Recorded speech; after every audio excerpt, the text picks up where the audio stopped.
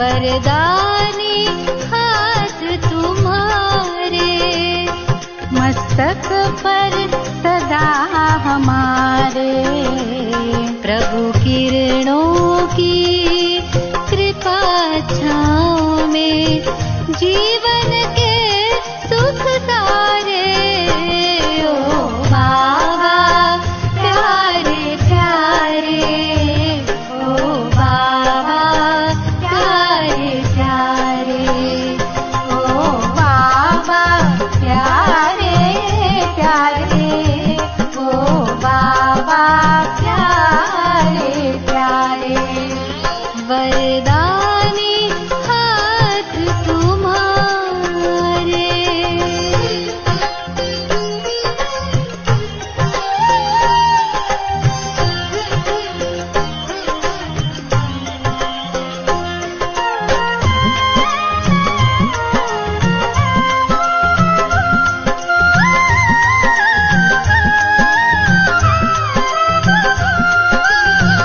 देह और दुनिया भूले हैं, खुशियों के झूले झूले हैं।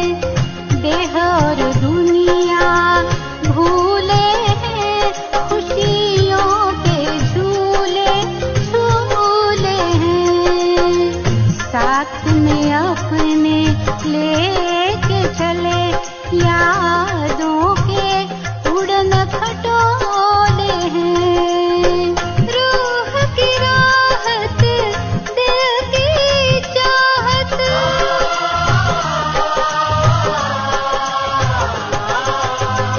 रूह की राहत, दिल की चाहत, चित के चैन हमारे।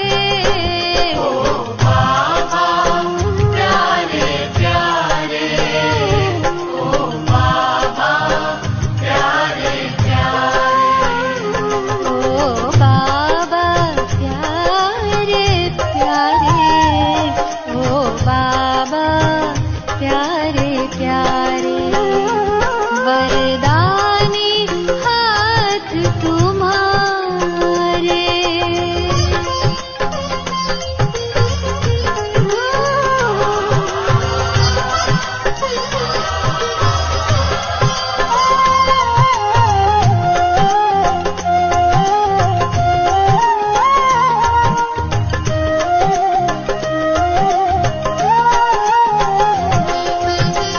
साथ तेरे जब चलते हैं तो धूप भी बन जाती छाया। साथ तेरे जब चलते हैं तो धूप भी बन जाती छाया। पर्वत भी राई बन जाता, हार मान लेगी माया। आंधी में भी बुझ न सके जो,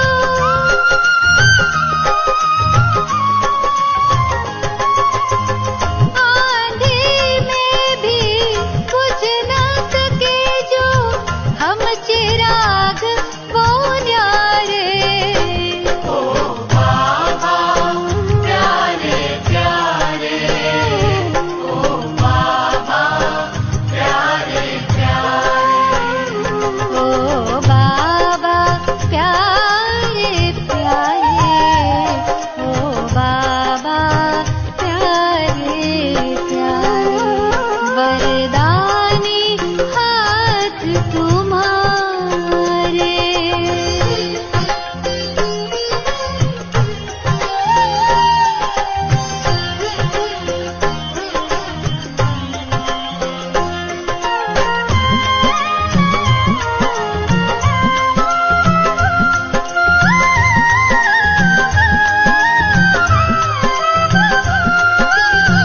प्यार के सागर तुमको पाकर मन हमारा गा रहा। प्यार के सागर तुमको पाकर मन हमारा गा रहा।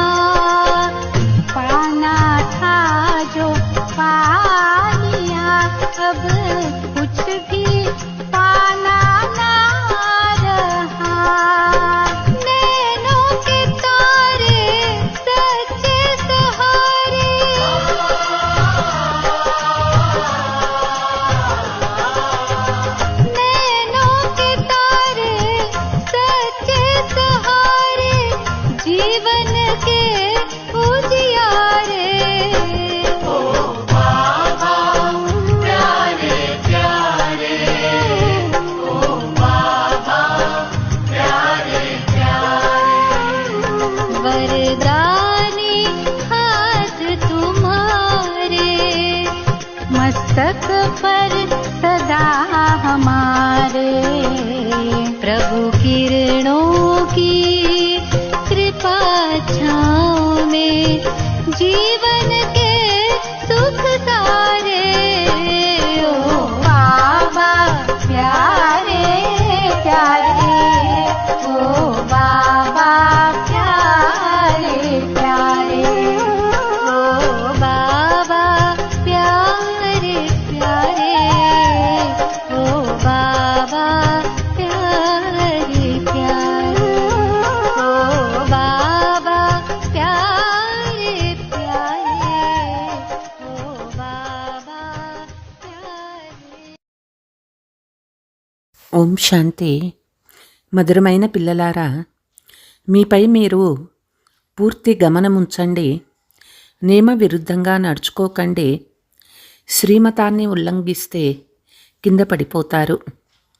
ప్రశ్న: పదమాపదం పతిగా అయ్యేందుకు ఏ జాగ్రత్త వహించాలి? జవాబు: మనం ఎలాంటి కర్మలు చేస్తామో మనల్ని చూసి ఇతరులు కూడా చేస్తారు. సదా గమనముంచుకోవాలి. ఏ విషయంలోనూ అహంకారము రాకూడదు. మురళి ఎప్పుడూ మిస్ చేసుకోకూడదు. మనసా వాచా కర్మణ స్వయాన్ని సంభాలన చేసుకోండి. ఈ కళ్ళు మోసగించకపోతే పదమాల సంపాదన జమ చేసుకోగలరు. దీనికోసం అంతర్ముఖులై తండ్రిని స్మృతి చెయ్యండి. అంతేకాక వికర్మల నుండి రక్షించబడి ఉండండి. ఓం శాంతి. ఆత్మీక పిల్లలకు తండ్రి అర్థం చేయిస్తూ ఉన్నారు. ఇక్కడ పిల్లలు మీరు తప్పనిసరిగా ఈ ఆలోచనతో కూర్చోవాలి. వీరు తండ్రి కూడా అయ్యారు, టీచర్ సద్గురువు కూడా అయ్యారు. బాబాని స్మృతి చేస్తూ చేస్తూ పవిత్రమై పవిత్ర ధామానికి చేరుకుంటామని కూడా మీరు అనుభవం చేస్తారు.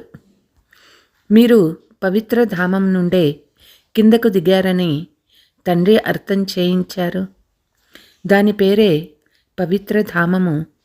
సతో ప్రధానం నుండి మళ్ళీ సతో రజో తమోలోకి వచ్చి ఇప్పుడు కింద పడి ఉన్నామని, అంటే వేశ్యాలయంలో ఉన్నామని మీరు అర్థం చేసుకున్నారు. భలే మీరు సంగమయుగంలో ఉన్నారు, కానీ జ్ఞానం ద్వారా మేము అతీతంగా వేరుగా ఉన్నామని అర్థం చేసుకున్నారు. అయినా మనం శివబాబా స్మృతిలో ఉంటే శివాలయము దూరంగా లేదని కూడా మీరు అర్థం చేసుకున్నారు. శివబాబాను స్మృతి చేయకుంటే శివాలయం చాలా దూరంగా ఉంటుంది. శిక్షలను అనుభవించవలసి వస్తే చాలా దూరమైపోతుంది. కాబట్టి తండ్రి పిల్లలకు ఎక్కువ కష్టం ఇవ్వడం లేదు. ఒకటేమో మనసా వాచా కర్మణ పవిత్రంగా అవ్వాలని పదే పదే చెప్తూ ఉన్నారు. ఈ కళ్ళు కూడా చాలా మోసం చేస్తాయి. వీటిని చాలా చాలా సంభాలన చేసుకుంటూ నడుచుకోవాలి.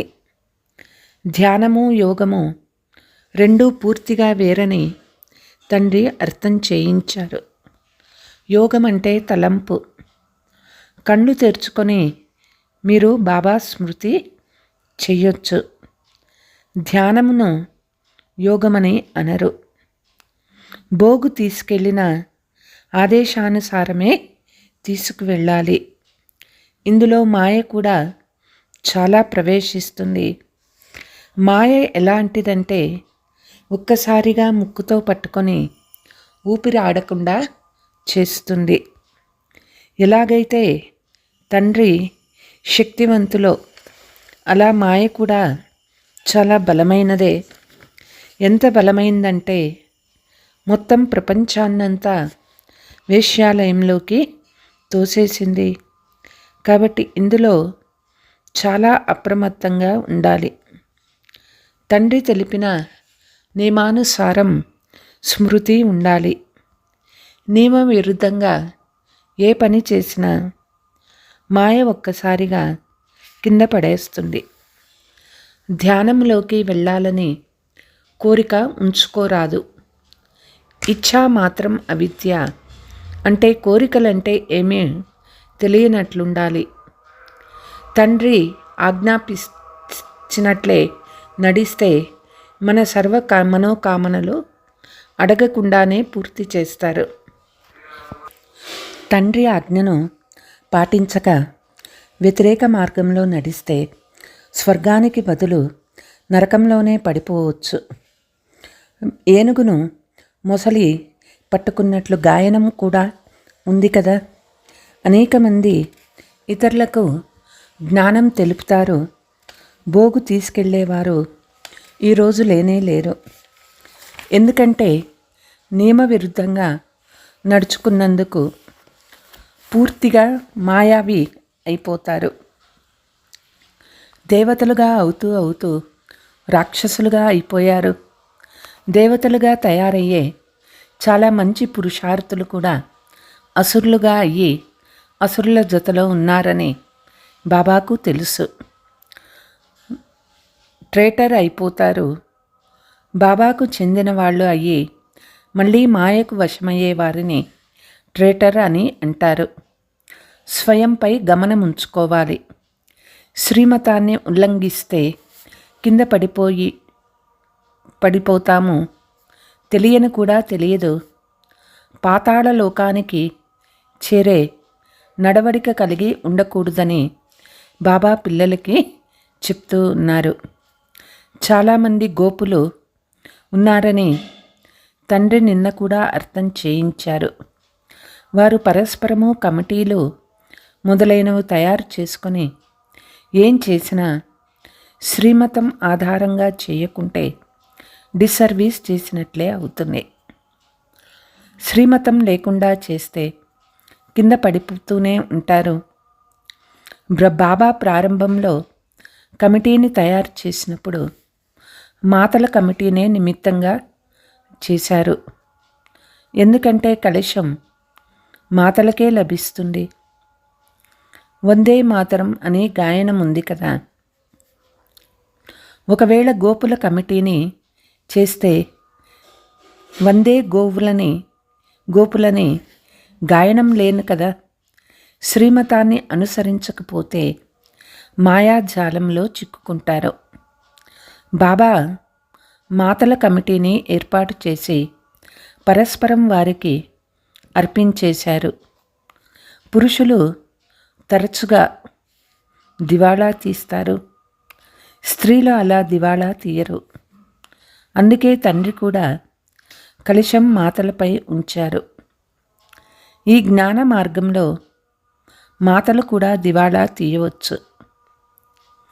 పదమాపదం భాగ్యశాలీలుగా అయ్యేవారు కూడా మాయతో ఓడిపోయి దివాళా తీయవచ్చు. ఇందులో స్త్రీలు పురుషులు ఇద్దరూ దివాళా తీస్తారు కూడా. ఎంతోమంది ఓటమి చెంది వెళ్ళిపోయారు అంటే దివాళా తీశారు కదా. తండ్రి అర్థం చేయిస్తూ ఉన్నారు. భారత్వాసీలైతే పూర్తిగా దివాళా తీశారు.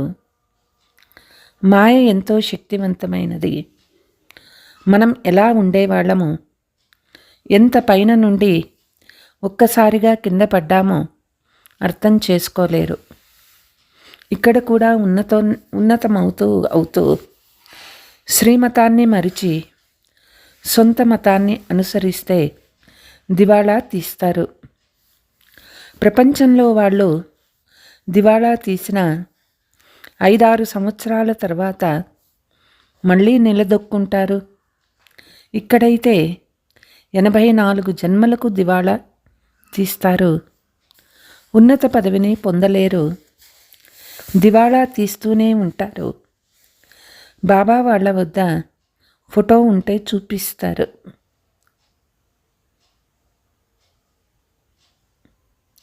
బాబా చాలా కరెక్ట్గా చెప్తారని మీరంటారు. చాలామందిని జాగృతం చేసిన మహారథులు ఈరోజు లేనే లేరు, దివాళాలో ఉన్నారు. బాబా పదే పదే పిల్లల్ని అప్రమత్తం చేస్తూ ఉంటారు. మీ ఇష్టానుసారము కమిటీలు చేయడం వల్ల ఏ లాభమూ లేదు. పరస్పరంలో కలిసినప్పుడు వారు అలా చేస్తారు. వీరు ఇలా చేస్తారు. లోకాభిరామాయణంతోనే రోజంతా గడిపేస్తారు.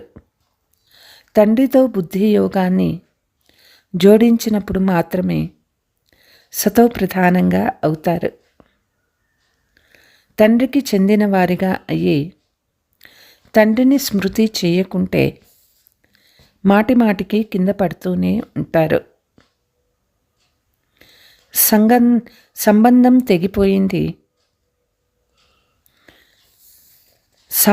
తెగిపోయినా భయపడరాదు. మాయ మనల్ని ఇంతగా ఎందుకు విసిగిస్తుంది? ప్రయత్నించి తండ్రితో మళ్ళీ సంబంధాన్ని ఏర్పాటు చేసుకోవాలి. లేకుంటే బ్యాటరీ ఎట్లా ఛార్జ్ అవుతుంది? వికర్మలు చేసినందునే బ్యాటరీ డిశ్చార్జ్ అయిపోయింది. ప్రారంభంలో అనేక మంది బాబా వద్దకు వచ్చి బాబాకు చెందిన వారిగా అయ్యారు. బట్టీలో వచ్చారు, కానీ వారు ఈరోజు లేనే లేరు. పాత ప్రపంచం గుర్తు వచ్చినందున వారు కింద పడిపోయారు. ఇప్పుడు తండ్రి చెప్తూ ఉన్నారు, మీకు అనంతమైన వైరాగ్యాన్ని కలిగిస్తూ ఉన్నారు. ఈ పాత ప్రపంచం పైన మన మనస్సే పోకూడదు. మనస్సును స్వర్గంతో జోడించండి. ఇలాంటి నాకు లక్ష్మీనారాయణలుగా అవ్వాలి అంటే శ్రమించాల్సి వస్తుంది. బుద్ధి యోగము ఒక్క తండ్రితోనే ఉండాలి. పాత ప్రపంచంపై వైరాగ్యం రావాలి. సుఖధామము, శాంతిధామాలను స్మృతి చెయ్యండి. వీలైనంత ఎక్కువగా లేస్తూ, కూర్చుంటూ, నడుస్తూ తండ్రి స్మృతి చెయ్యండి. ఇది చాలా సులభము. నరుణ్ నుండి నారాయణుడిగా అయ్యేందుకు మీరు ఇక్కడికి వచ్చారు. తమో ప్రధానం నుండి సతో ప్రధానంగా అవ్వాలని అందరికీ అర్థం చేయించాలి. ఎందుకంటే ఇప్పుడిక తిరుగు ప్రయాణము జరుగుతుంది. ప్రపంచ భూగోళము చరిత్ర పునరావృతం అవుతుంది. అంటే నరకం నుండి స్వర్గము, మళ్ళీ స్వర్గం నుండి నరకము, ఈ చక్రము తిరుగుతూనే ఉంటుంది. తండ్రి చెప్తారు, ఇక్కడ స్వదర్శన చక్రధారులై కూర్చోండి. మనం ఎన్నోసార్లు చక్రంలో తిరిగాము. ఇప్పుడు మళ్ళీ మనము దేవతలుగా అవుతూ ఉన్నాము. ప్రపంచంలోని వారెవ్వరికీ ఈ రహస్యం తెలియదు. ఈ జ్ఞానము దేవతలకు లేనే లేదు. ఎందుకంటే వారు పవిత్రులు.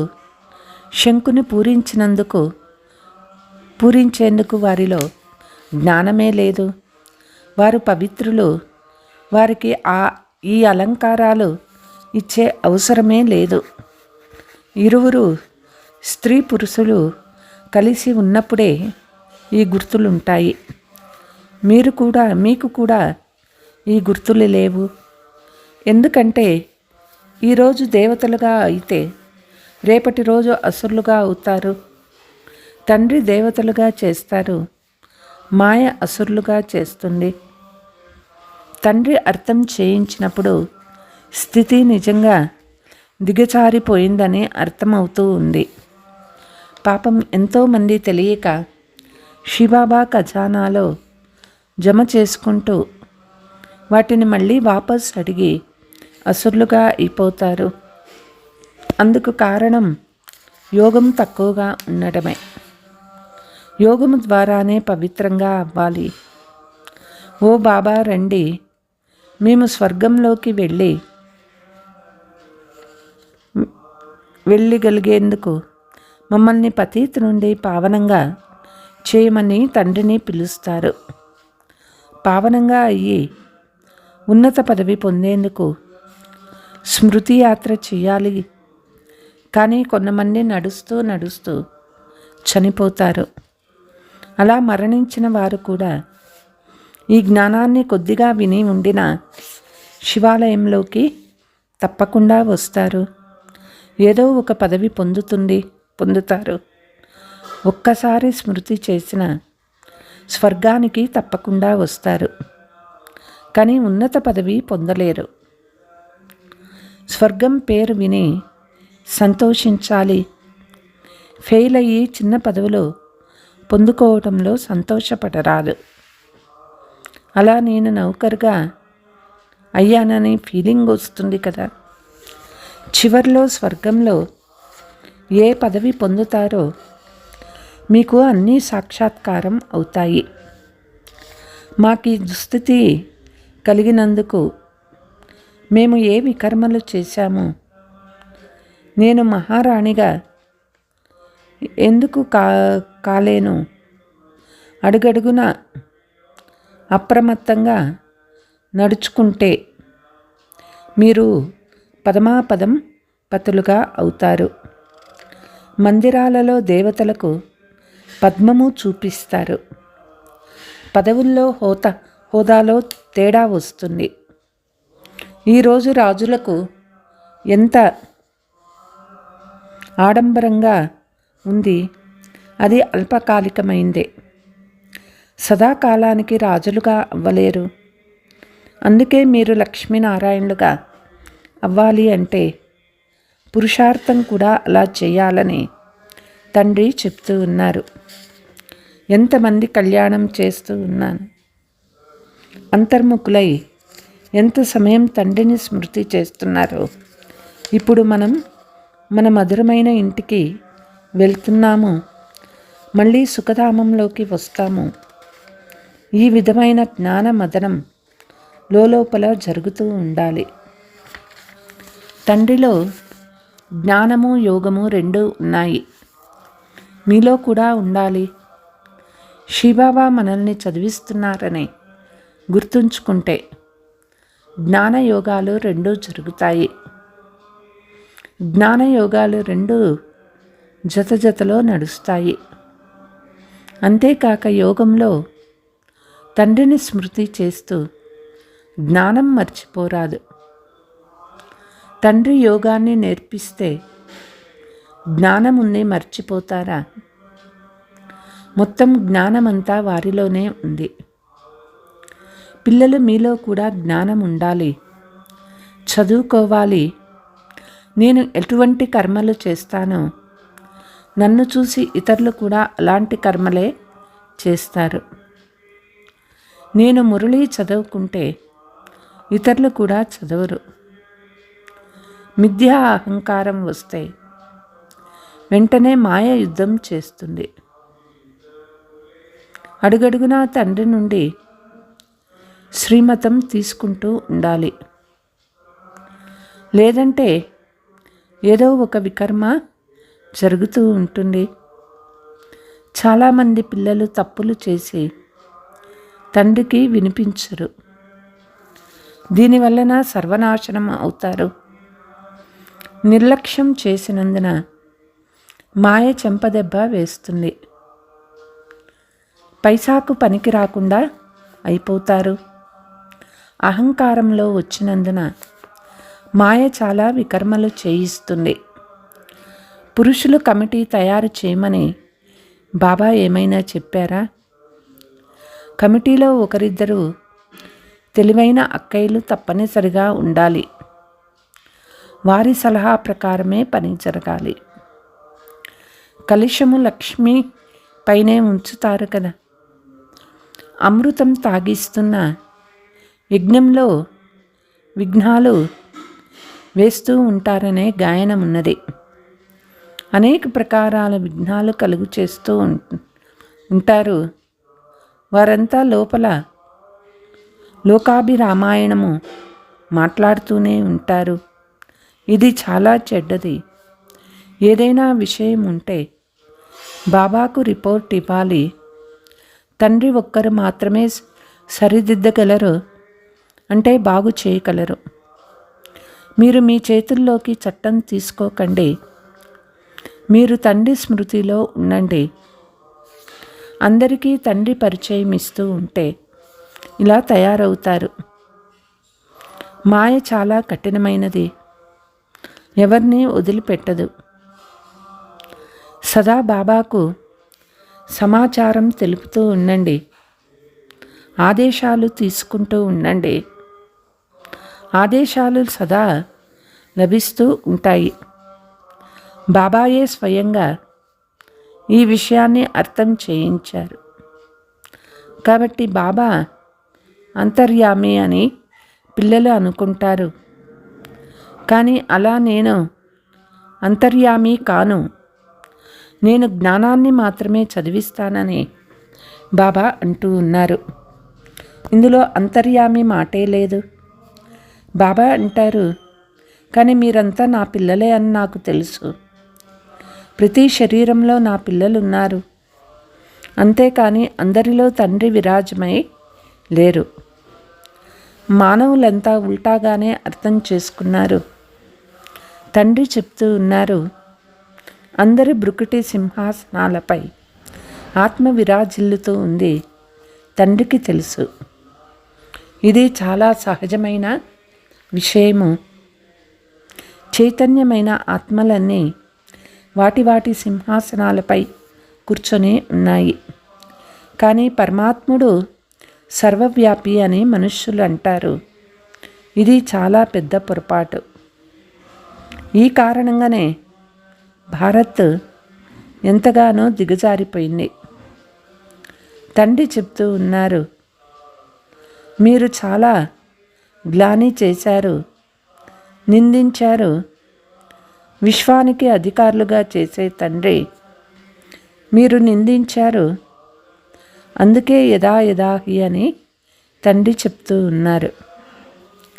విదేశీయులు భారతీయుల నుండే సర్వవ్యాపి జ్ఞానాన్ని నేర్చుకున్నారు. ఎలాగైతే భారత్వాసీలు వారి నుండి నైపుణ్యాన్ని నేర్చుకుంటారో అలా వారు కూడా మన నుండి ఉల్టా జ్ఞానాన్ని నేర్చుకుంటారు. మీరొక్క తండ్రినే స్మృతి చేయండి. అంతేకాక తండ్రి పరిచయాన్ని అందరికీ ఇవ్వాలి. మీరు గుడ్డి వాళ్ళకి ఊతకర్ర లాంటి వారు.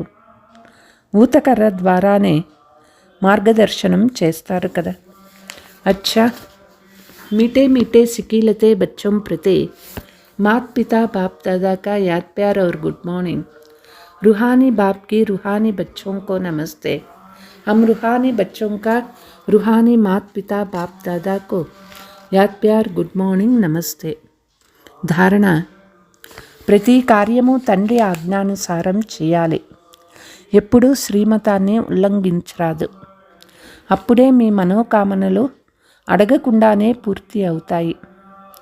ధ్యానము సాక్షాత్కారాలు కావాలనే కోరిక ఉంచుకోరాదు. ఇచ్ఛా మాత్రం అవిద్యగా అవ్వాలి. పరస్పరము కలిసి పరచింతన చేయరాదు. అంతర్ముఖి అయ్యి ఎంత సమయం బాబా స్మృతిలో ఉన్నామో లోపల జ్ఞానమథనం జరుగుతుందా స్వయాన్ని పరిశీలించుకోవాలి. వరదానము: ప్రతి ఆత్మ యొక్క సంబంధ సంపర్కంలోకి వస్తూ అందరికీ దానమిచ్చే మహాదాని వరదాని భవ. రోజంతటిలో ఎవరు మీ సంబంధ సంపర్కంలోకి వచ్చినా వారికి ఏదో ఒక శక్తిని, జ్ఞాన పాయింట్ని, గుణాన్ని దానం ఇవ్వండి. మీ వద్ద జ్ఞాన ఖజానా ఉన్నది. అంతేకాక శక్తులు మరియు గుణాల ఖజానా కూడా ఉన్నది. కనుక ఏ ఒక్కరోజు కూడా దానం ఇవ్వకుండా ఖాళీ వెళ్ళిపోరాదు. అప్పుడు మహాదాని అని అంటారు. దానానికి ఆత్మిక అర్థము సహయోగం ఇవ్వడం. మీ శ్రేష్ఠ స్థితి యొక్క వాయుమండలం ద్వారా, మీ వృత్తి యొక్క వైబ్రేషన్స్ ద్వారా ప్రతి ఆత్మకు సహయోగం ఇవ్వండి. అప్పుడు వరదాని అని అంటారు. స్లోగన్: ఎవరైతే బాప్ దాదాకు మరియు పరివారానికి సమీపంగా ఉంటారో వారి ముఖంలో సంతుష్టత, ఆత్మీయత మరియు ప్రసన్నత చిరునవ్వు ఉంటుంది. ఓం శాంతి.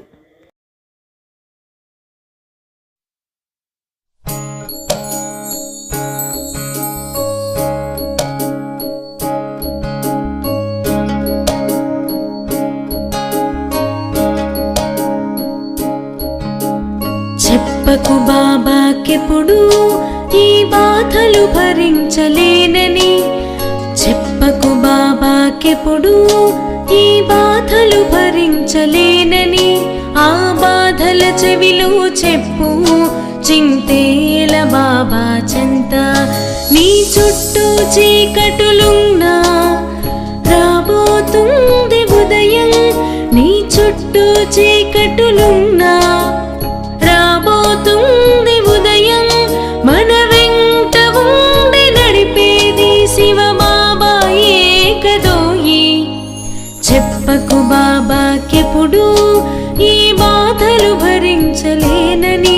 ఆ బాధల చెవిలో చెప్పు చింతేల బాబా చింత. చింతేల బాబా చింత. చింతేల బాబా చింత.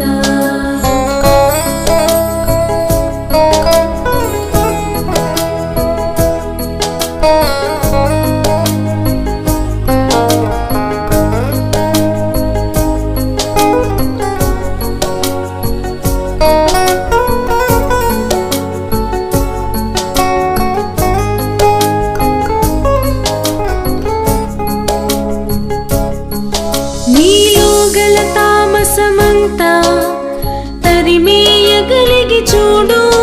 నీలో గల తామసమంతా తరిమేయగలిగి చూడు. దరి చేరే దారిలో నా శివ బాబా తోడు నీదే.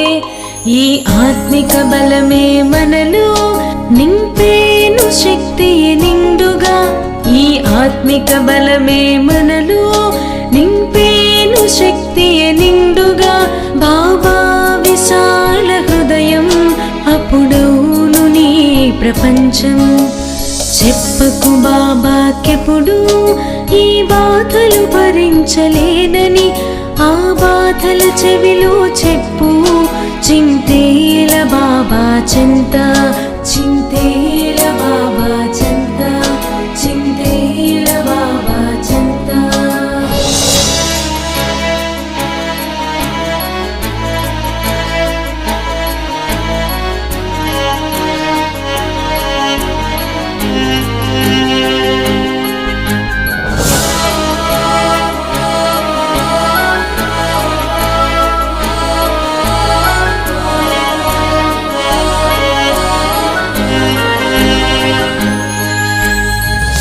సర్వశక్తులన్నీ కలబోసి వెంట వస్తే, తన సర్వశక్తులన్నీ కలబోసి వెంట వస్తే, చేసేది నీవు కావు చేయించువాడు బాబా. గెలుపైనా ఓటమికైనా నమ్మకమే నీలో నింపు. గెలుపైనా ఓటమికైనా నమ్మకమే నీలో నింపు. నీ వేసే అడుగుల గమ్యం రహదారి శివ బాబాదే. చెప్పకు బాబాకెప్పుడు ఈ బాధలు భరించలేనని. ఆ బాధల చెవిలో చెప్పు చింతేల బాబా చింత. చింతేల బాబా చింత. ఓ బాబా నా ప్రియ బాబా.